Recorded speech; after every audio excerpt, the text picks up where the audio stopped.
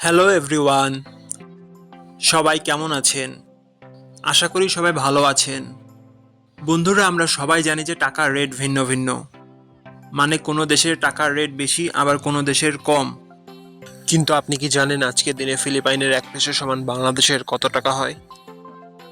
আপনার ধারণা কি ঠিক, নাকি অবাক হওয়ার মতো কোনো চমক আছে?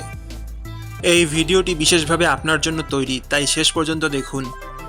কারণ আপনি যদি নিয়মিত টাকার রেট জানেন, তাহলে অর্থ লেনদেন বা বিদেশ থেকে পাঠানো রেমিটেন্সে লাভবান হতে পারেন। আজ বৃহস্পতিবার 16 এপ্রিল 2026।